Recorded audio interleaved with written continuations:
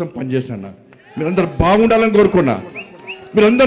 కోరుకున్నా ఇలా మీకోసం ఆలోచించి మీరే మీ మనిషి ఆలోచించి మీ కుటుంబ వ్యక్తికి ఆలోచించి నా కొడుకుకు టైం ఇవ్వలేదన్నా, నా కొడుకుతో మాట్లాడలేదన్నా.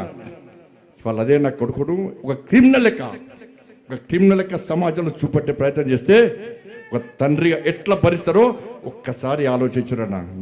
నా కొడుకు నేనేం తప్పు చేయలేనా? మేము ఫ్రెండ్స్ ఉన్నానా? మేము తప్పు చేయలే, కలిసి ఉన్నాం, ఇలా విడిపోయినాం. నేను ఏ తప్పు చేయలే, నిజాయితీగా బయటికి వస్తా అని చెప్పి ఇలా నా కొడుకు ఎప్పటికీ నేను సమర్థిస్తలేనన్నా. తప్పు ఎవరు చేసినా కూడా నా కొడుకైనా సరే ఎవడైనా సరే చట్టం ముందు సమానులే. నా కొడుకు తప్పు చేస్తే తప్పకుండా నా కొడుకు శిక్ష 100% పడాల్సిందే.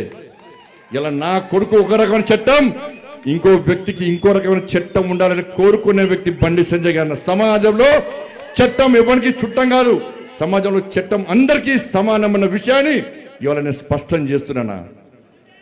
ఇవాళ నేను ఎట్లా వెళ్ళినో, నేను ఏ దారిలో వెళ్ళినో అదే దారిలో నా భార్య వస్తుందని ఇప్పుడు మీకు అందరూ తెలుసు అన్న. నేను మళ్ళీ ఈ నీళ్ళతో మళ్ళీ కంటెంట్ అంటారు, అదో బాధ. మళ్ళీ ఏమి నాకు కంటెంట్ కాదన్నది. ఇవాళ నేను ఎట్లా పోతున్నాను మీకు మామూలుగా తెలుసు.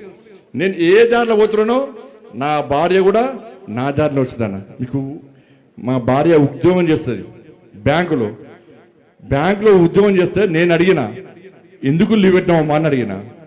నేను బ్యాంకు పోతే నా బ్యాంకు కస్టమర్ కడుకోమని కార్యకర్తలు బ్యాంక్ వస్తారు అన్నది. ఏదో సమస్య కోసం వస్తారు. అన్న అక్క వదిన ఇవాళ సంజయ్కి చెప్పన్నా, ఏదో పని మీద చేస్తే బ్యాంకులు బాగా డిస్టర్బ్ అవుతుందని చెప్పి లాస్ట్కు లీవ్ పెట్టి ఇంట్లో కూర్చుంది అన్న. ఇలా కార్యకర్తలు అందరూ నాకంటే ఎక్కువ. నేనేం తప్పు చేయలేనా? మేము ఫ్రెండ్స్ ఉన్నానా? మేము తప్పు చేయలే, కలిసి ఉన్నాం, ఇలా విడిపోయినాం.